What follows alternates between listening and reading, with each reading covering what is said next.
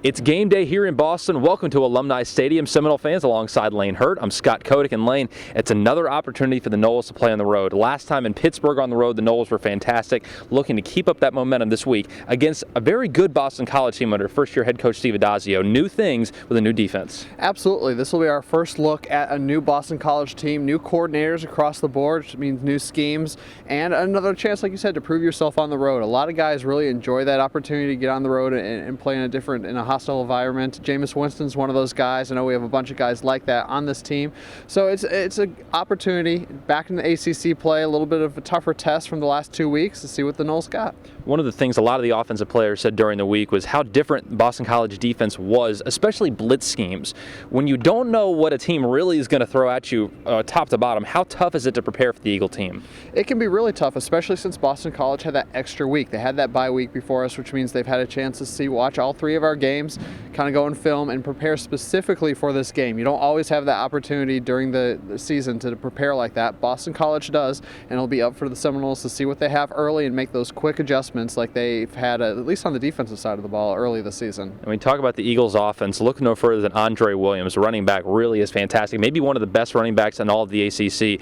The key to really controlling him and controlling Boston College is just stopping that line, stopping that offensive line that Boston College has been so good at over the years, sending so many guys into the NFL. It may be a brand new coaching staff, but some things never change at Boston College, and it is about the running game. They will line up and try to run the ball right at Florida State. Andre Williams right now is the ACC's leading rusher. They're going to try to control the line of scrimmage, control the clock. Florida State fans have seen that the last 2 weeks, teams running the play clock all the way down to almost zero before they run a play, try to shorten this ball game and keep Florida State's defense on the field as long as possible. Plus, Florida State's defense really wants that first 3 and out of the season. I think that's one thing the fans want to see to start the game. They sure do. And it's hard to believe, but one interesting note, Florida State hasn't had a 100-yard rusher against Boston College dating back to 1980. A guy named Ricky Williams played in the Garnet and Gold. No, not the same Ricky Williams for Texas, but the Florida State's Ricky Williams all the way back to 1980. How key is that for Florida State just to run the ball today?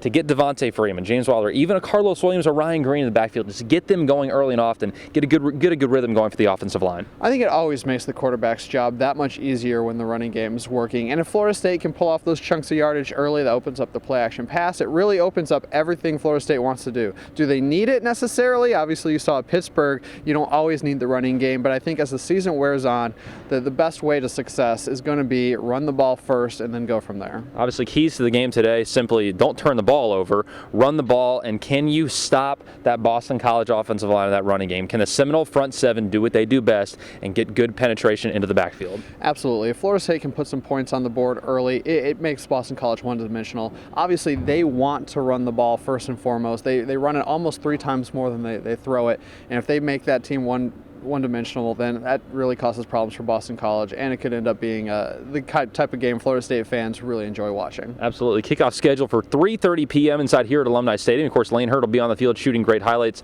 Brandon Meller and I will be in the press box to provide great coverage pregame, during game, and postgame. So for Lane Hurt, I'm Scott Kodak saying go Noles. We'll see you after the game.